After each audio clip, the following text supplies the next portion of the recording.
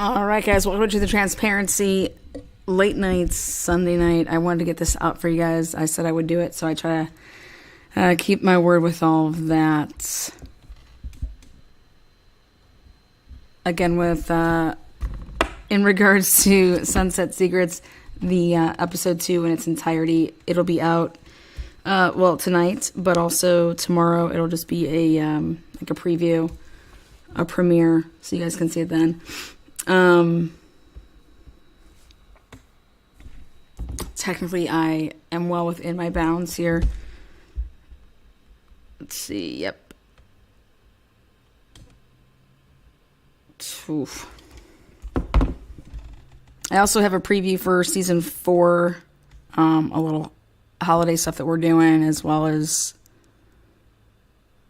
season 4 will be in its entirety kicking off in 2023. So I have that little clip here. I will play that. So hope everybody's having a good night. Hey, Lana, hope you are doing well tonight. Yeah, thank you. How are you?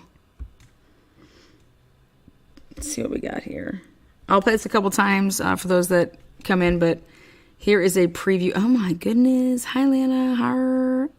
It is just us in here. There's a couple people. You know, I didn't announce that I was doing this, so you guys are like the first to see it the last 30 minutes of episode 2. But here, check this out real quick. I'll play this a couple times. It's pretty good. My reputation in the neighborhood, I was the scapegoat. Nobody would think that I wasn't the ringleader in this situation because of my reputation. So it was so easy to pin it on me. When Timmy Patrick went to DeMarcus and them that day, they said he threatened them, and this was their first cousin. And who got the best deal? DeMarcus and Rico. So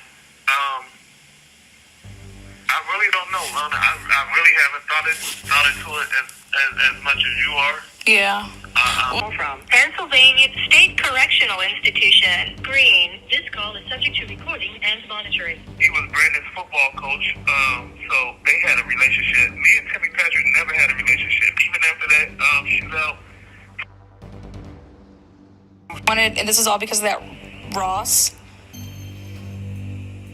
No, I think it was more so about my mother more than anything. That whole situation with Jamie Brown and all that. And my mom never let Timmy off the hook.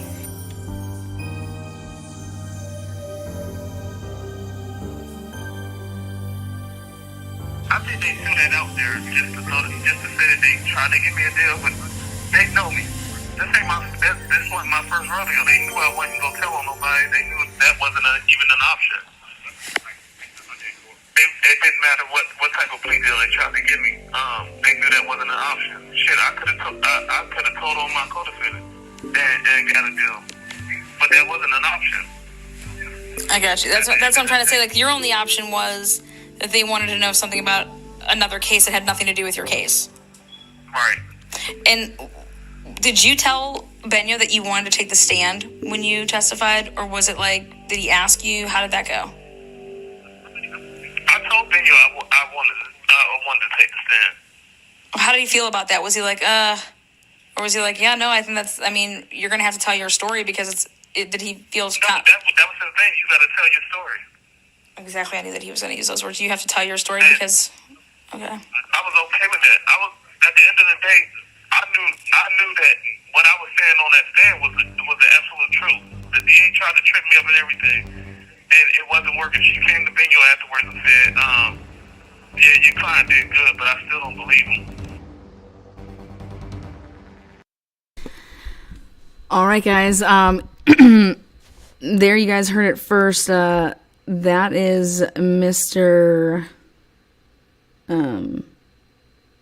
Cox. Very respectable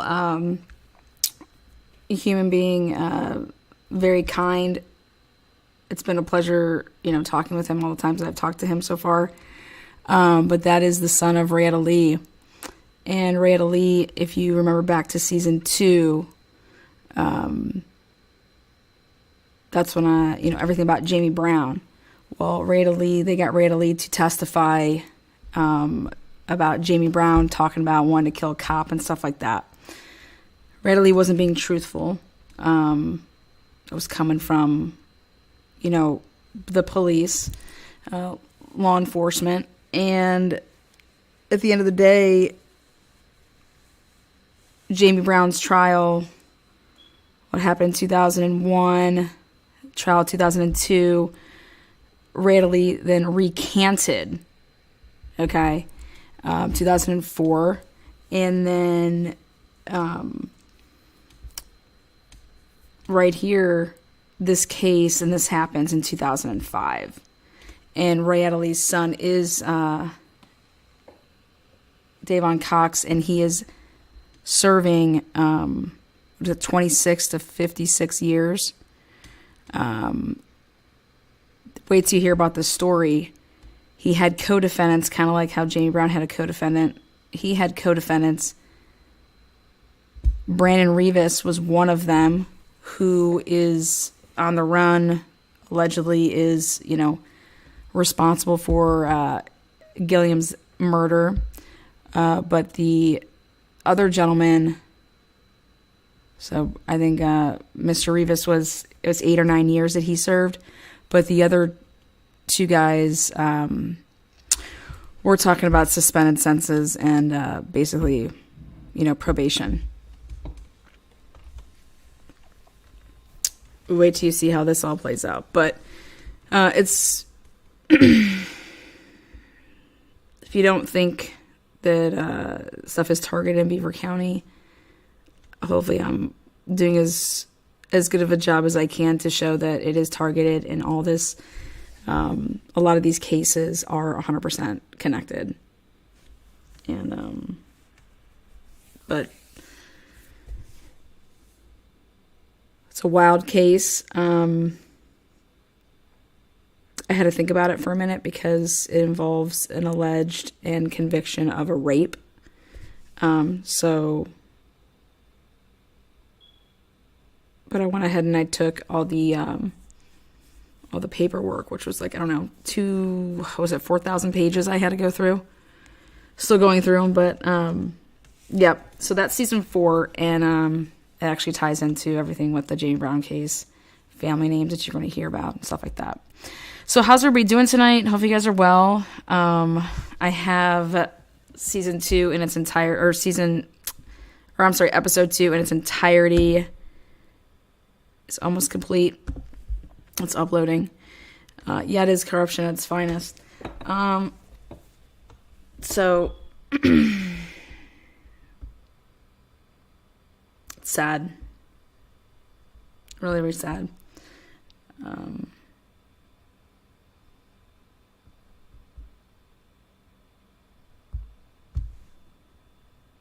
Kids were, targeted. Things were pinned on kids. When I say kids, I'm talking about, 16 to 25. I mean, you're a kid. But, and your parents are older, and because of things that your parents did in the, back in the day, or issues that your parents had, that's kind of been the recipe in Beaver.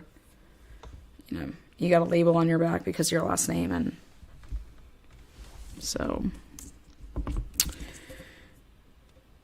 heard the YouTube streets are per usual on fire. So stay clear from that stuff.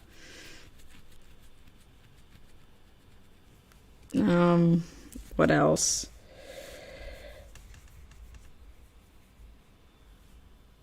Let's see.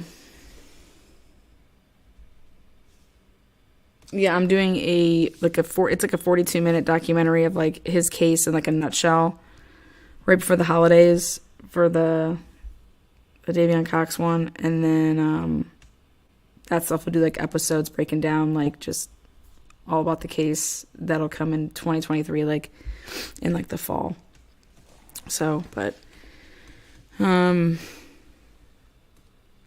it's crazy to to hear about, same thing with Jamie Brown, AC Taylor did no time as a co-defendant and in that case. And then you hear about this case, co-defendants, and they just got, them to say what they needed them to say, and as well as witnesses, and it's crazy. But 26 to 56 years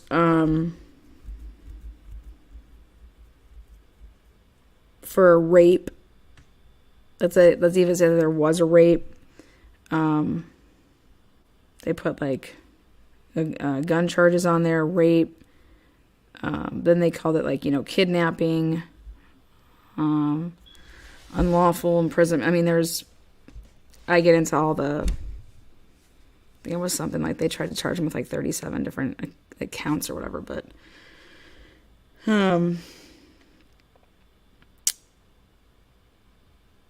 it was a drug deal that he was not facilitating at all, but it was a drug dealer turned into this wild night. And when I tell you guys the story of it, and then how it all played out, and then how it played out in the courtroom, it's sad. But he's been in prison since 2005. It's 2022. So almost 18 years. We don't even have prisoners. There's some prisoners that for murder or for, homicides, they didn't even serve 18 years.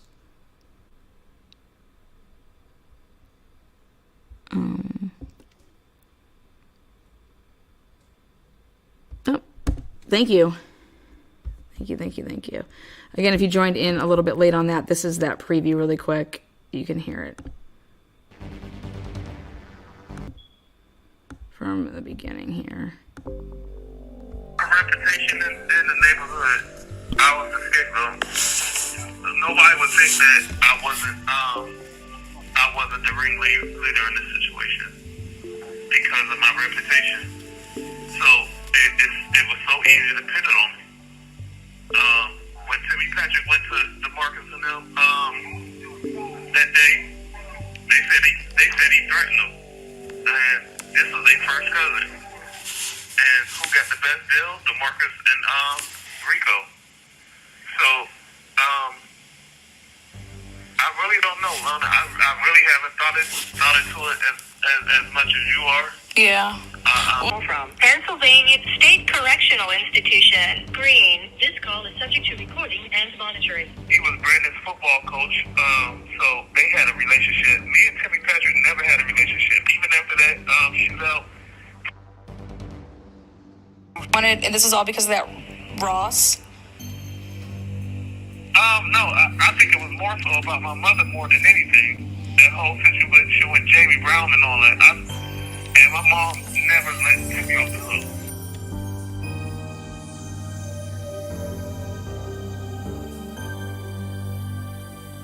I think they threw that out there just to say that they tried to give me a deal, but they know me. This wasn't my first rodeo. They knew I wasn't gonna tell on nobody. They knew that wasn't even an option. It didn't matter what type of plea deal they tried to give me. They knew that wasn't an option. Shit, I could have told on my co-defendant and got a deal, but that wasn't an option. I got you. That's what I'm trying to say. Your only option was that they wanted to know something about another case that had nothing to do with your case. Right. And did you tell Benyo that you wanted to take the stand when you testified, or was it did he ask you? How did that go? I told Benyo I wanted to take the stand. How did he feel about that? Was he or was he yeah, no, I think you're going to have to tell your story because did he feel... No, that was the thing. You got to tell your story. Exactly. I knew that he was going to use those words. You have to tell your story because...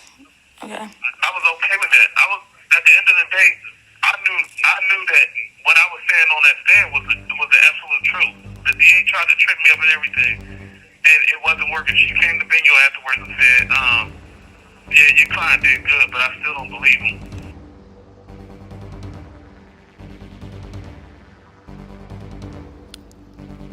Sunset Secrets Season 4, coming 2023.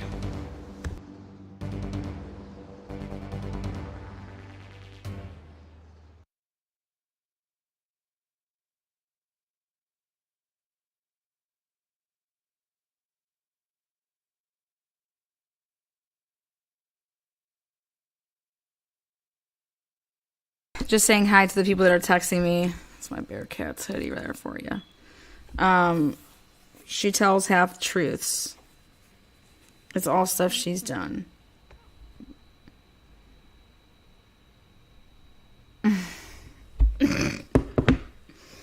Oh, God, you guys, this phone just doesn't stop.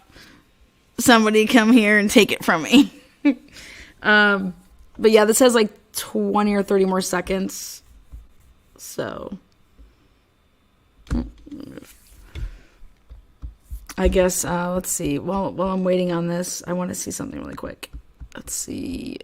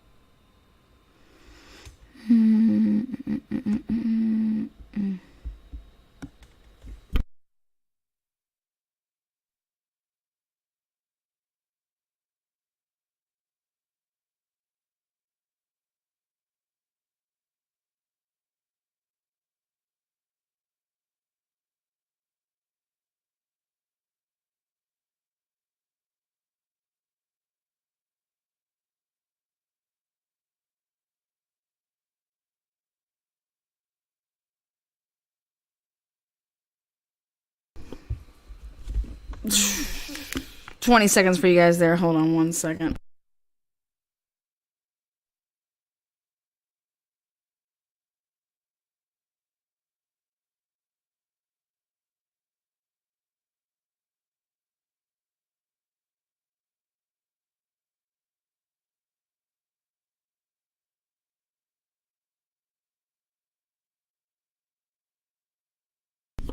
Watching as I work, so not in chat much. It's midnight. Where are you working at?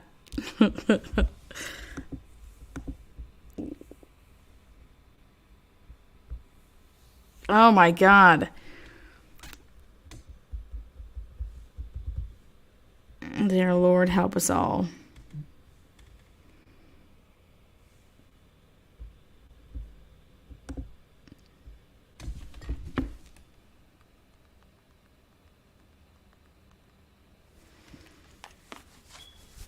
Again, for the cheap seats, please stop texting me. Fuck. Shit.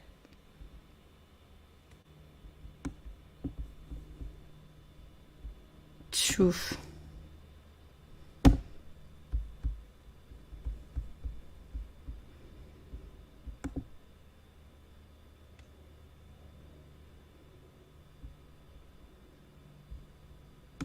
Again, how I'm going to work this is I'm going to be starting at, I think I'm having internet problems if it's cutting out.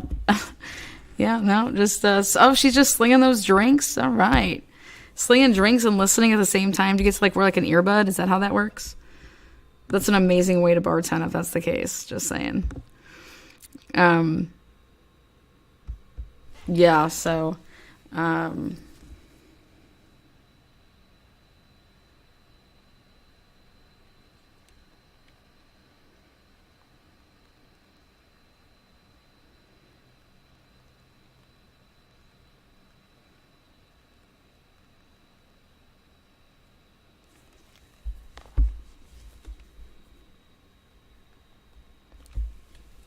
and the internet's all good over here, but if you are in the area of tornadoes, I was super excited to see myself in screenshots of Lana's chat on a channel today.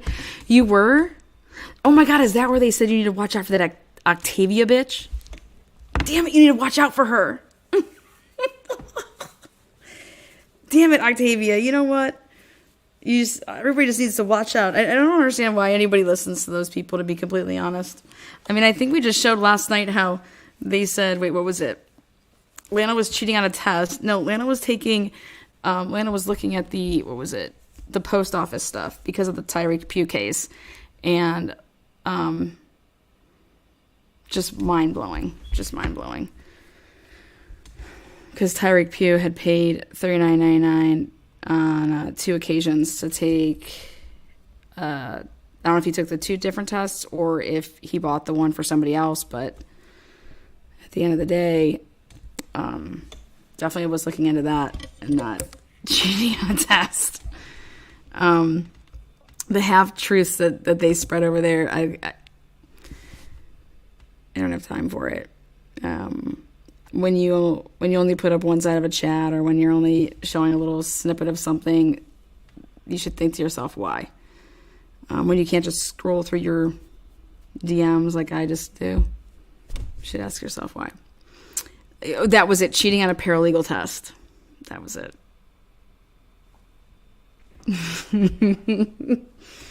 Special. I hearted it. What channel was it on?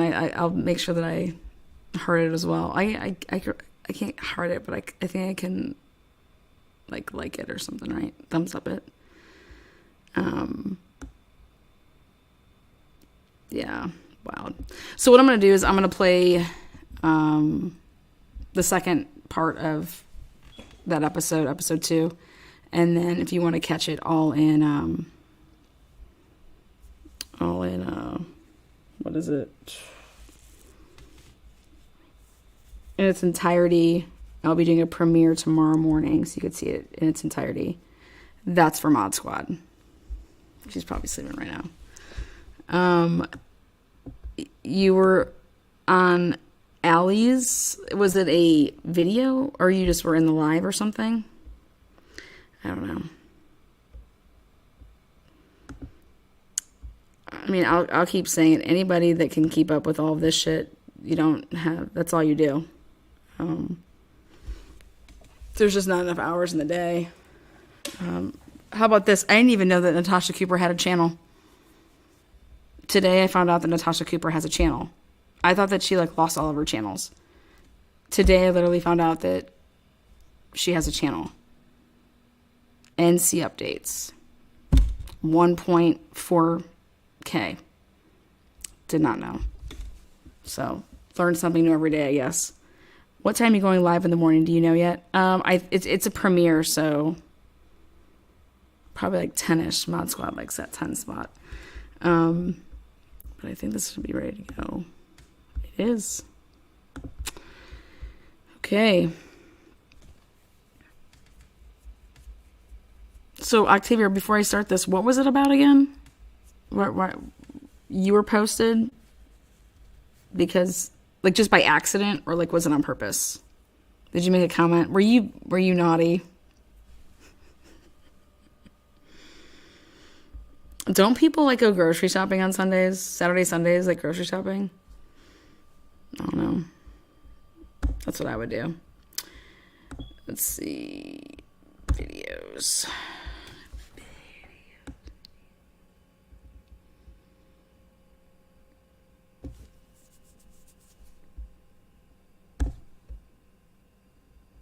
Here you go. Again, remember, if you're seeing a black screen at different times, it's because it's purposely black for stuff that will be added in. But as far as your podcast experience, it's all you guys.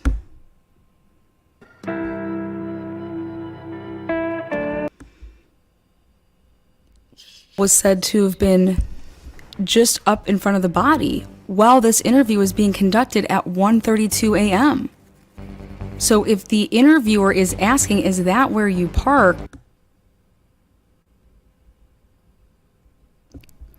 And if you hear the order of the interviews, now before they were all audio recorded, they talked to all these people prior to, and then they recorded their statements. Brandon Wexler was done way before Joe Richardson was done.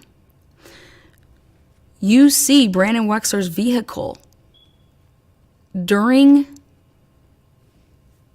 the production of starting to begin those photos. And I'm going to show you. All right, so actually something I want to point out right here is that is Brandon Wexler's vehicle. Right there, that's your purple, your maroon SUV Kia Sorento. So, see you guys seeing it with me, you guys get this little tidbit. So just so you guys can see there, that is your maroon vehicle up there. That's the Sorento. Your white patch there, that is not really white. It's dried pavement. It's dry because there was a vehicle parked and then it was moved. So underneath the vehicle, obviously it's going to be dry. If it, in fact, the vehicle was there and then it was raining, just so you guys can see that, because I know that I just picked up in where this kind of left off. So you guys can start from looking back at episode 2 if you want to start from the beginning, but this is where it was left off to start the second part. So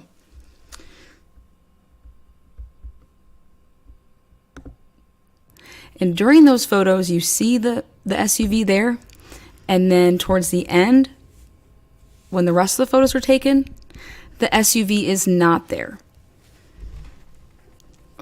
The reason that the SUV is there is because 3 people drove in that SUV down to the crime scene.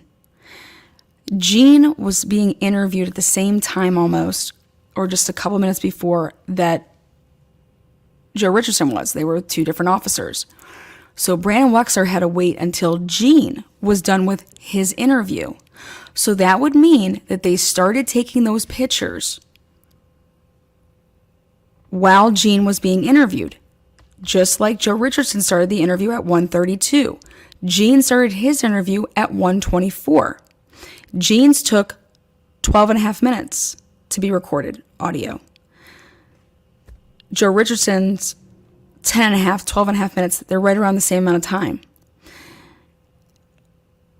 But what I can prove is that those pictures at the crime scene began at a certain point because of Brandon Wexler's vehicle being there for some of them and then not being there for the rest of them. And that's because Brandon Wexler was done with his interview before those photos would have ever been taken. If they started at 1:40 in the morning, like you're going to see the evidence shows with reports and photos.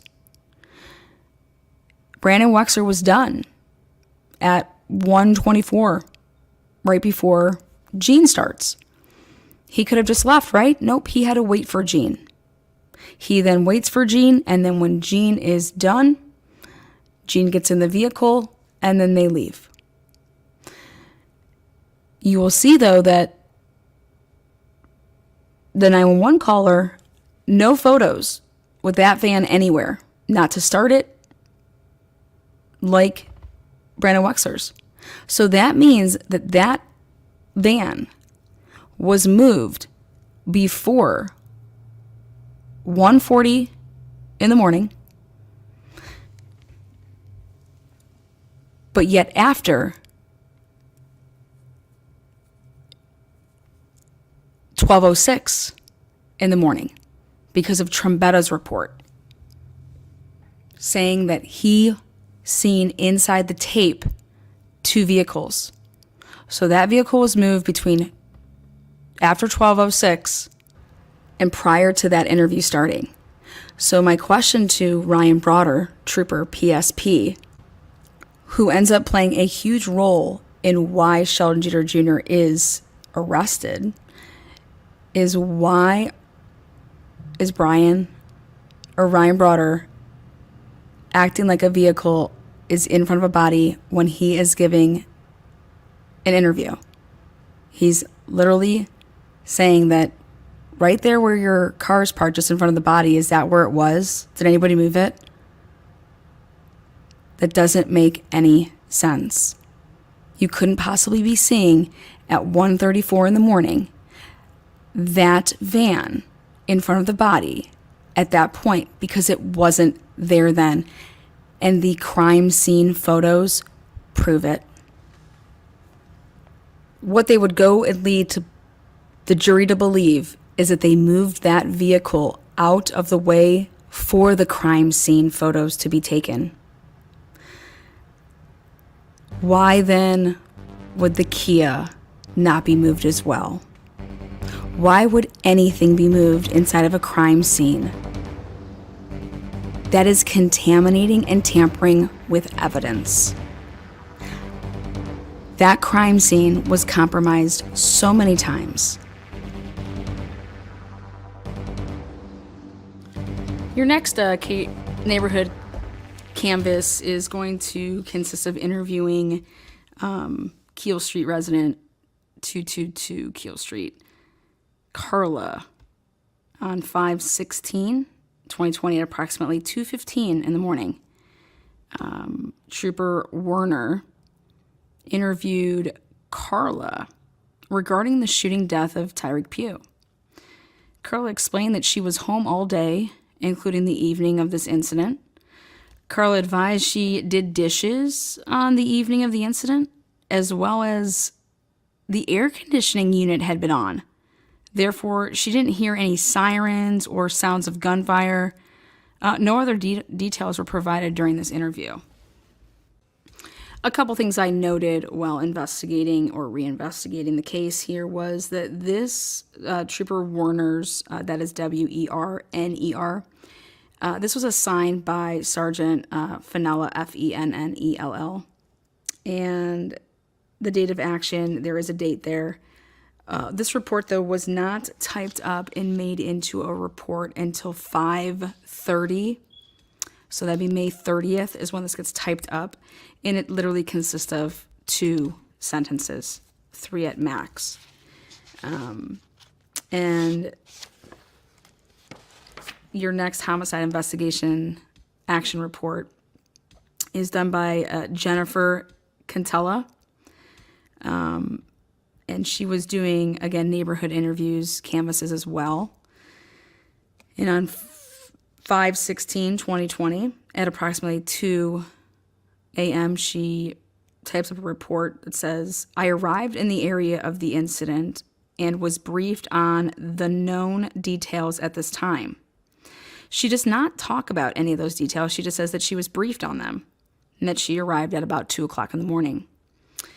I was then assigned to assist Trooper Justin Werner with conducting neighborhood interviews, as in plural, S, along Keel Street. Refer to supplemental report by Trooper Werner detailing the contact with the neighbors. Again, and then this would be typed up and put into a report on May 19th. So on the 19th, Jennifer puts in her 3 sentences, and then Werner on May 30th puts in, his 3 sentences. And so both being signed by Rick Fennell.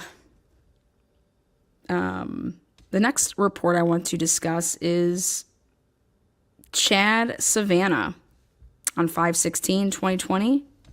His report states that he was contacted by Trooper Pickard and requested to respond to the area of 246 Keel Street, Aliquippa, to assist with processing the scene of a homicide.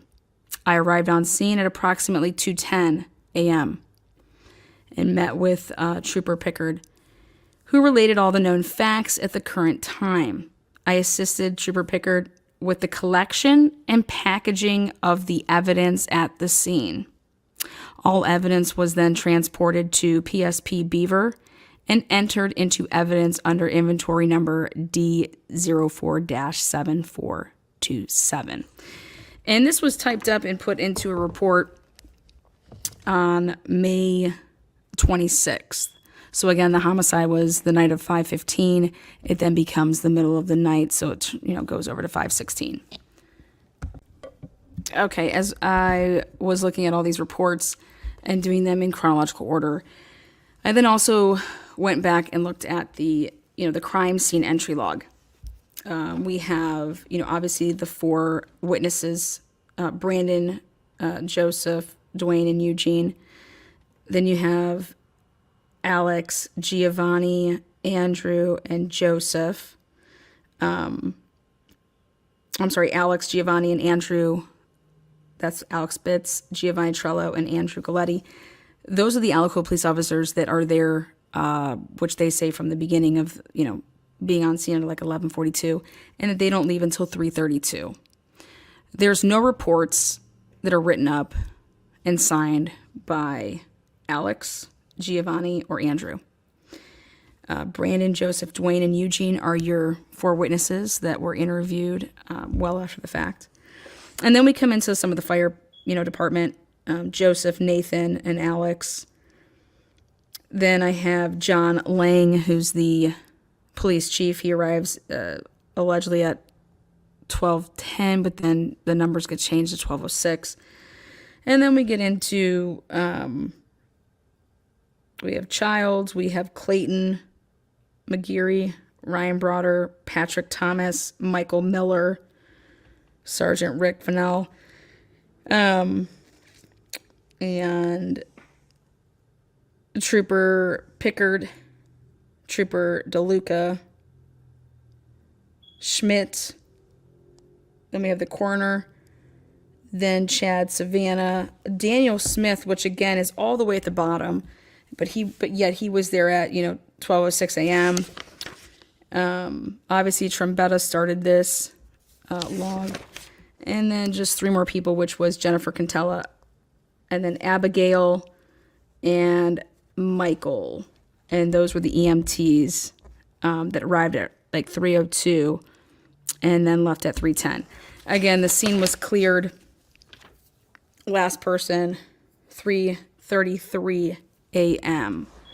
So basically, we're going to be heading on over to do this death notice, and no reports. What you just heard before is you got a couple reports in there to say that they opened or knocked on the door, rather, of a Deidre, a Carla, and that some people were called there to help process the scene. And then we're going to have a couple reports here that talk about what was then taken to the scene and how it was transported. But what's going to come in really heavily here is going to be the crime scene photos that show that the police were there before Brandon Wexler's vehicle.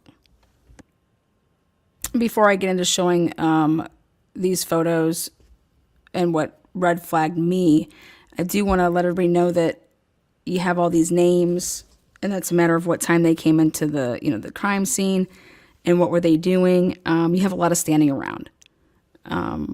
At the end of the interviews that took place with the 4 witnesses, those 4 witnesses leave, which was well before 1:50 a.m. And you have from 1:50 a.m. until about 3:32, 3:33 when the scene was cleared. So again, 1:50 a.m. to 3:32 a.m. when the scene was cleared. However, some officers, some troopers, PSP, they were going to go give a death notice. And they were going to do that at the address that they found on Tyreek Pugh, which was from his identification card, his ID, his government-issued ID card. And that address was 127 Orchard Street. Before we get into the 127 Orchard Street interviews that take place, it's important to note that the process of the scene that began at 1:40 a.m. So there was pictures being taken, as you will see, where you can see Brandon Wexler's SUV, the maroon vehicle. But in all of the photos, at no time can you see this van that was allegedly driven by Joe Richardson. But what you can see is a big dry patch. It looks like white, but it's actually it's a dry patch because whatever vehicle was there before it began raining. And then when this was moved, Then you could see, because underneath it, it rained around it, but the car protect part of the pavement to then not be, wet. You're going to notice that in many stills when they were taking the crime scene photos. And what I was able to compare was, what did it look like under Brandon Wexler's vehicle? Because he was there just moments after Joe Richardson had called 911. So Brandon Wexler and, Gene and his son, they were all in the same vehicle coming back down the hill to the scene. They were there supposedly before the police. You can see right here that underneath the police vehicle that pulls up, the first one, it's clear as day to see that it is dry underneath. It is dry underneath the vehicle, which means that vehicle was there before it started raining. And this was never talked about in trial, was never talked about ever until right here today. So if we're talking about a timeline, what I did is I took the 3 vehicles. You have Joe Richardson's van that no one could ever see, but yet you have this patch here. That's where allegedly his vehicle was. So we definitely can point to the fact that there was a vehicle there. Is it the van? No, we don't know that because it's not in the picture. Then we could point over here to, this is where Brandon Wexler said when he came back down the hill, that's where then his car rested.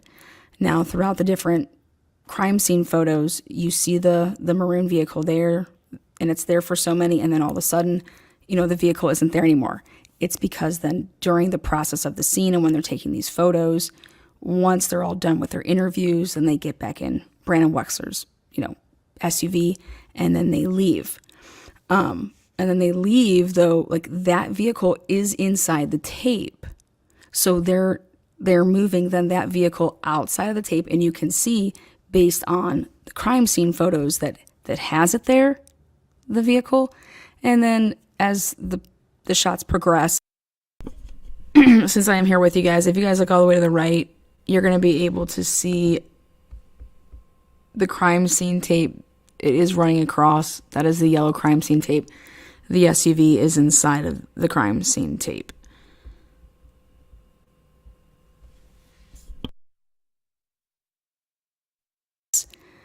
Then you can notice that, okay, there's no more vehicle there. So what I went ahead and looked at was the pavement. What did the pavement look like? Because that pavement should be dry, just like the patch from the van, just like the patch underneath the police car.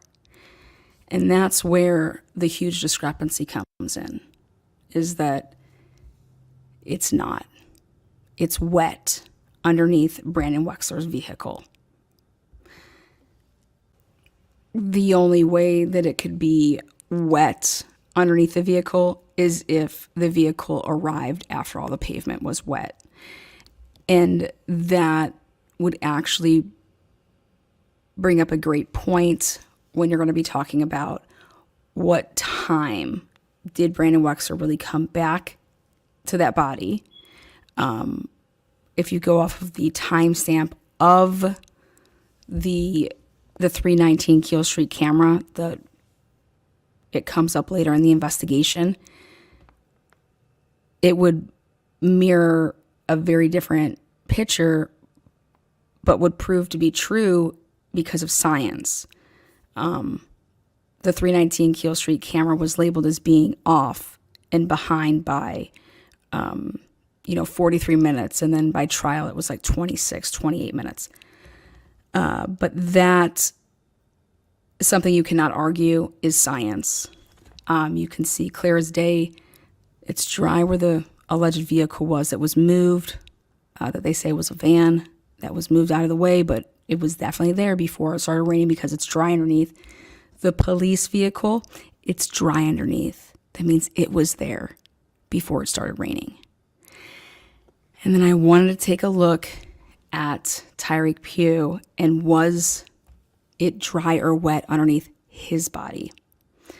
And it was dry underneath Tariq Pugh's body. That means that you got the police vehicle there, you got the alleged whatever vehicle was moved up out of the way.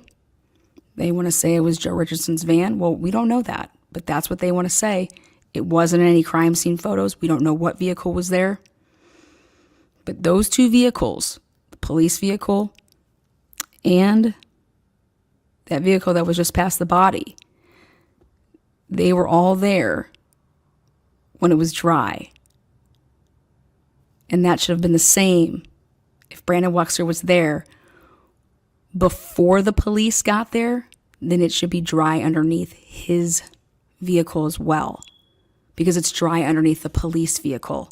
And he allegedly his vehicle came down the hill and was there prior to the police arriving. But that is not what the science tells us, because it's wet, which means their whole timeline is now in question based on science. It is fucked. I think this brings us back completely to the beginning, when you go ahead and you examine and you see, okay, wow, we have an issue here. It is wet underneath Brandon Wexler's vehicle. It's dry underneath the police vehicles. That's not possible. Meaning that Brandon Wexler arriving before the police is not possible. So then you go back and you actually look at the crime scene entry logs, and you look at the dispatch and what transpired. And it just brings me back to the fact that Alex Bitts, okay, yes, he was working. Galletti was not dispatched.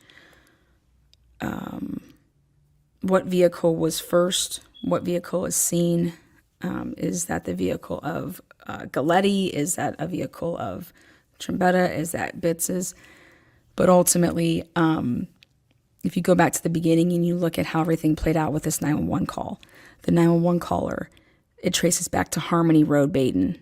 So right there, an inconsistency if he's supposed to be standing over the body. Then the 911 caller's van is miraculously moved by one of the police officers to make sure that it's out of the pictures of the crime scene photos. Then the person that arrives on scene first, Bitts, he isn't the one that calls in the DOA. He waits for Trello, who's, Bitts is there, sees the body clearly. Tariq Pugh is not with us anymore. And he's not the one that calls in the DOA. Trello does. So what was Bitts doing for 2 minutes before Trello calls in the DOA? And I think that when you mix all of this together, the science with that it's wet under cars that shouldn't be, it's dry under the police vehicles, saying that it was there before Brandon Wexler's vehicle. The 911 caller not thinking that the gentleman was hit by a vehicle when clearly he has, 6 gunshot wounds in his head. When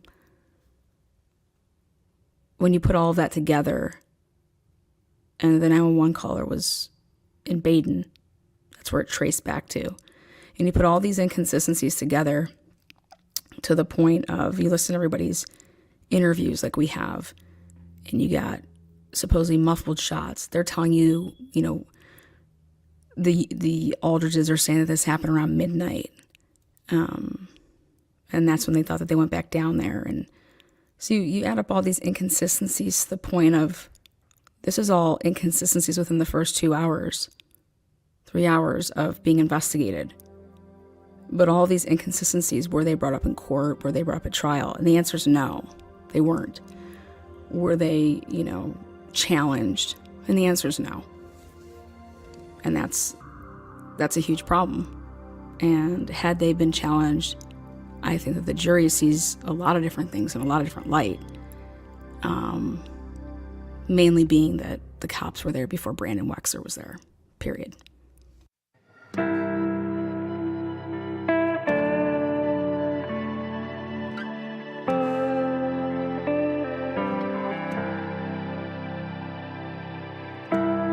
Next on Sunset Secrets, we're going to be talking about the interviews that took place at 127 Orchard Street.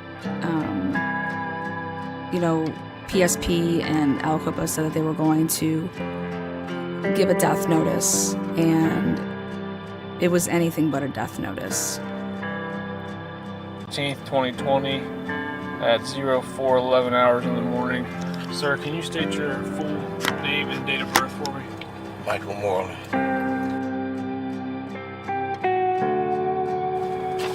And how did you know the deceased? My family. He used my father's address when his mother moved out. We've been on him.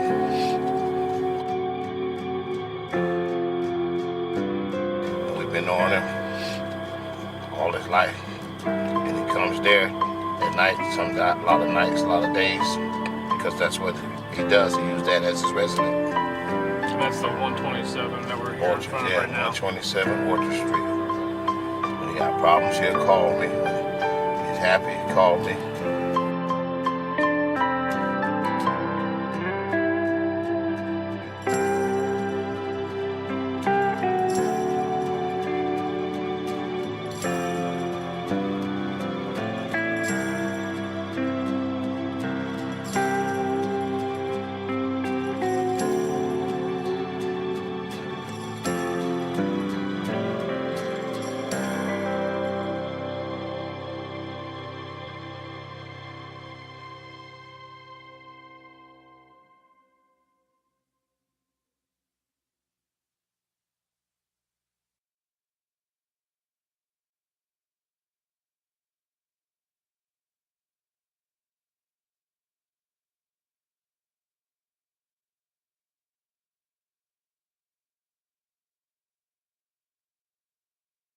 All right, guys. So that is episode 2 in its entirety, minus the blackouts. They are for reasons. But what I'm going to do for you guys, since you're here for the I want to show you guys something. Okay, right here, they were taking those pictures up and through. Where is it? There's a good photo, right? So, where do I get the good photo at?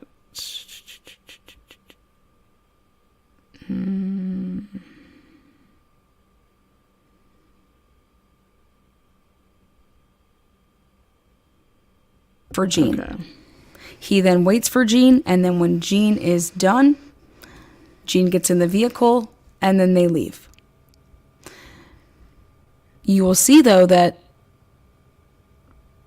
the 911 caller, no photos with that van anywhere. Not to start it, like Brandon Wexler's.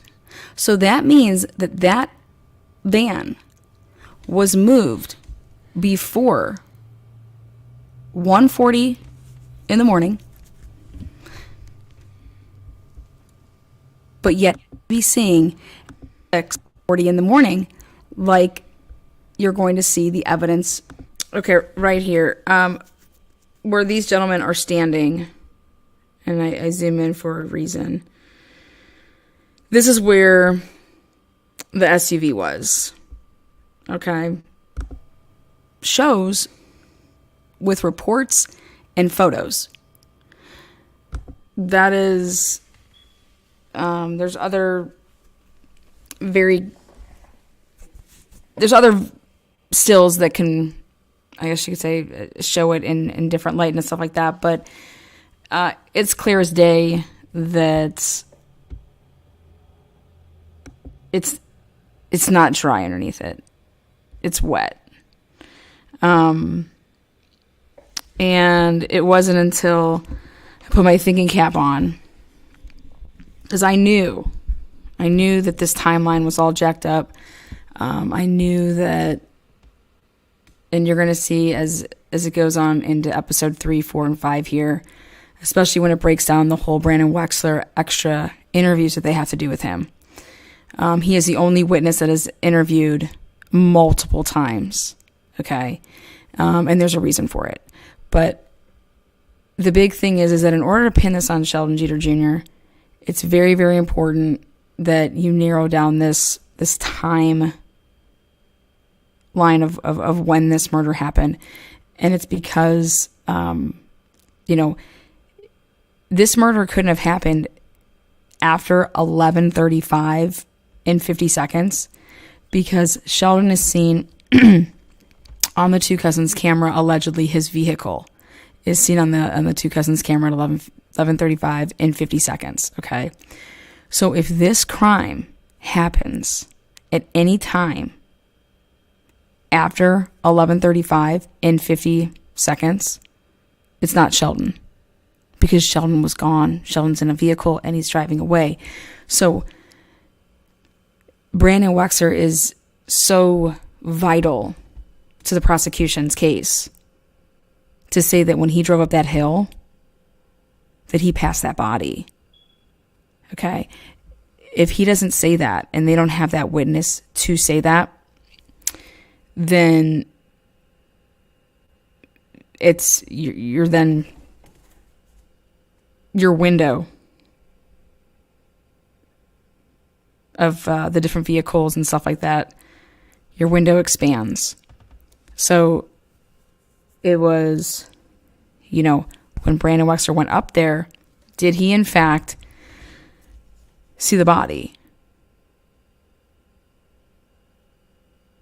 That's very important. And then, so I went ahead and I really, really examined, because I believe that their time was all off. None of it sat well with me from jump, but it doesn't matter if something doesn't sit well with your gut. You have to be able to prove it. Well, lo and behold, God let it rain on 5/15 at some point. And at some point, it would be on and off, and it happened to be right after Tyreek Pugh was killed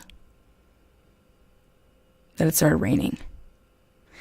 And what you're going to see me point out in episode 3 is a lot to do with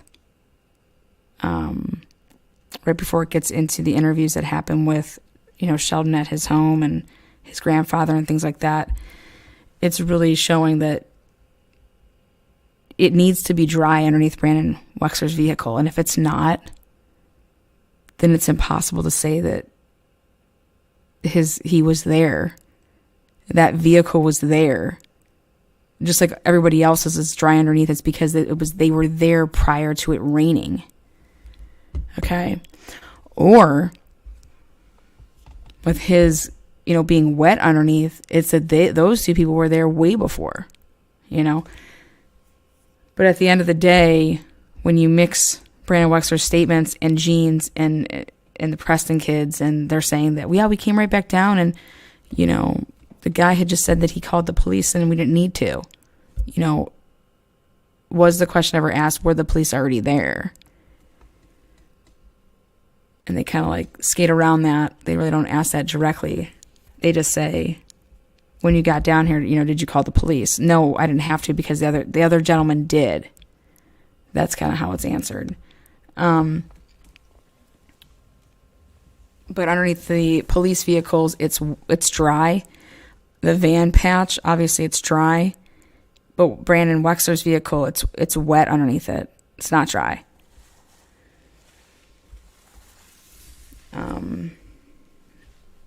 I think if you believe in God, like I know Sheldon does, like I know a lot of the families in Alcoa do, God made it rain that night. And I do believe that science can 100% play in to a lot. Like if the jury would have ever been shown that, if that would have ever been an argument, and it was never an argument. So that's just, you want to sit here and say that that's the prosecutor's fault? No. That's his defense team's fault. What the fuck were you doing? What the hell were you looking at? How could you possibly charge anybody for the work that you did on this case? You should be sanctioned as fuck. This is embarrassing.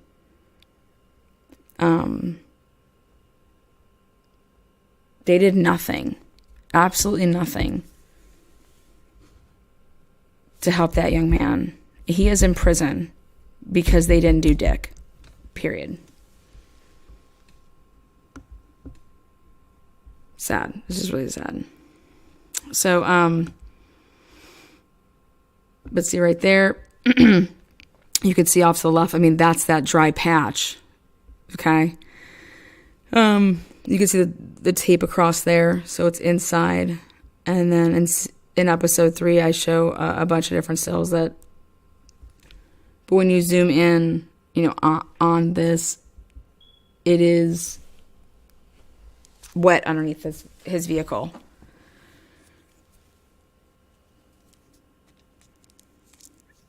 And some people may say, oh, maybe it's a bad angle, maybe it's this, maybe it's that. You know what? When you're able to see how dry that piece is right there, and you're able to see how dry it looks underneath the police vehicle, and you can't even see remotely what it looks like underneath the SUV of Brandon Wexler's, I think reasonable doubt's right there. That's what reasonable doubt is. It should be dry underneath his vehicle. And I would even think more so than where the other vehicles were, because you're also dealing with some overhang of like the trees and stuff where Wexler's vehicle is. So, but I definitely had to do some digging and some thinking to be able to come up with this, because I looked at the rain that night and I looked at, holy shit, they put a tarp over him. Okay, why? He was already wet, you can tell. But they didn't want to make it too wet, I guess. But at the end of the day, the tarp, I shouldn't say a tarp, it was like a tent. It was a pop-up. And they put it over him clearly after the rain had already gotten the pavement wet, because you can see otherwise it would be dry all around him, like underneath his body was dry. So that went up at a point of, well after the van, this alleged van. I mean, why do you think that needed to be moved? Think about it, guys. They needed to be moved for one reason and one reason only. It could not be in any of the... It couldn't be in any of these photos. I don't know why. How about this? Did you even look in these vehicles? You have these stories that these witnesses tell you, but you're still supposed to be a cop, okay? And you're going to hear a story that the kid drove past the body, didn't do anything, was scared, but then mentions about gunshots and about the shooter still being in the area. And so when you're hearing this story and you're just like, wait a second, you went to like boot camp and shit. What do you mean you're scared?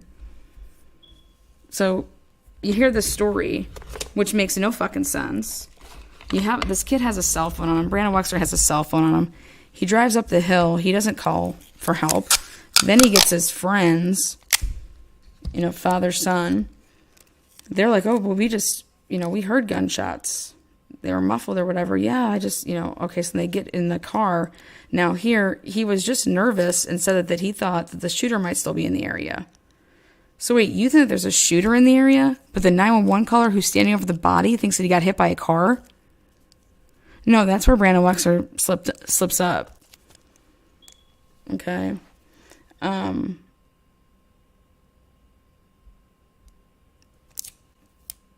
then you come back down to the body, and yet now you don't have just one cell phone, you have two cell phones with you. Well, let's go see what's going on. Let's go see let's see how his story, pans out. Let's see if his story pans out. So they get down to the body. Well, allegedly Joe Richardson's already there, and the call had already been made to 911. Interesting.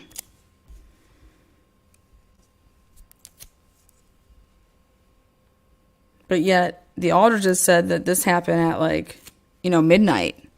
Because after they heard the shots, it was like 10 minutes until Brandon Wexler comes up the hill.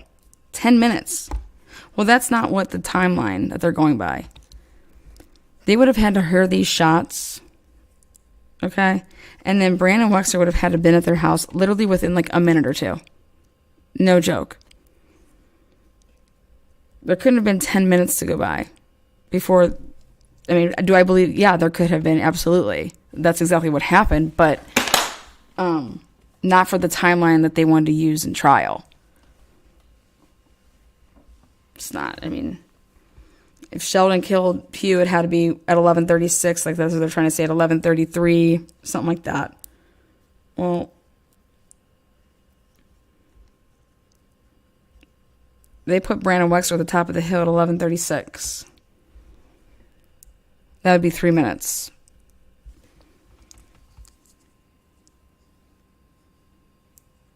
Your statement wouldn't be, about 10 minutes later. Also, the guy was given a great, hey, well, me and my son, we got back from Sharon, PA about, 11:30. And then, why isn't anybody trying to find that vehicle? What time did that vehicle come back? And then, something about getting in the shower, wife, feeding, all this crap.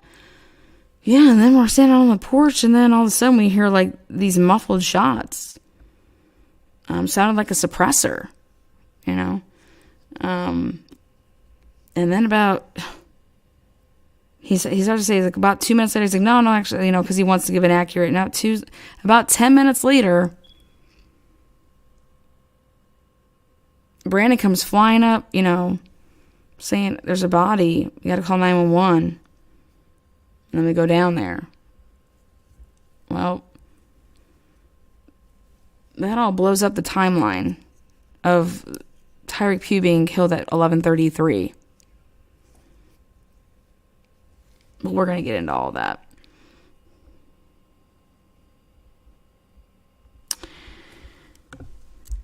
Yeah, they needed, this was a setup. So, and that goes to me talking about the two cousins video.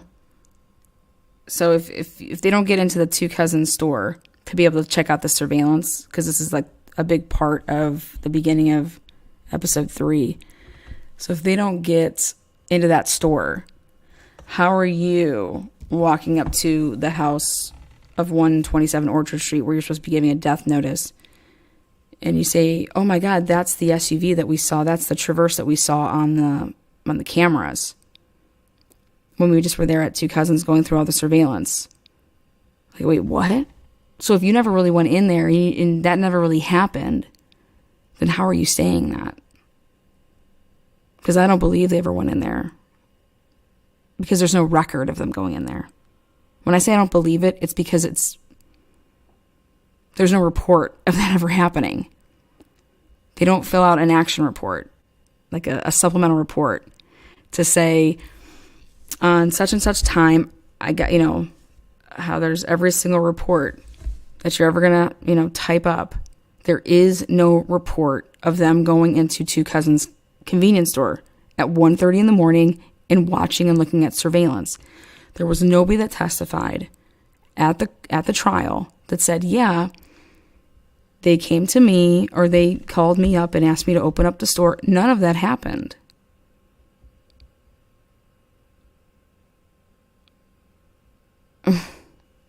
I mean, the fuck? So where's this report? Where is this report that Miller and Bitts met with somebody? Where's the report of the person that they met with? Why didn't the defense ask to see the footage to take it all the way to the point of them walking into the store so that they could have seen that they walked into that convenience store?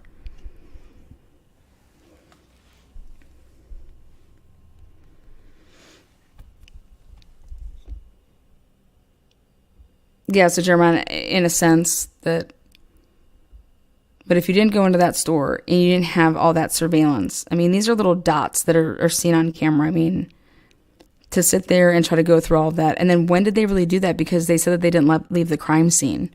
They said that they were all there from 11:42 until 3:32. I mean, this is just sloppy all the way across. So how was Sheldon convicted? Well, he was convicted because he had shit-ass attorneys. I mean, beyond shit.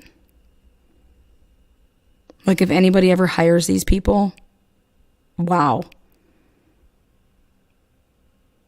Wow is all I have to say.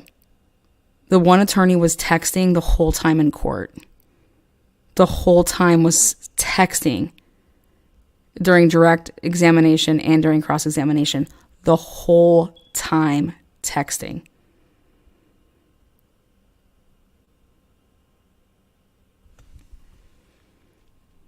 I've never seen anything like it.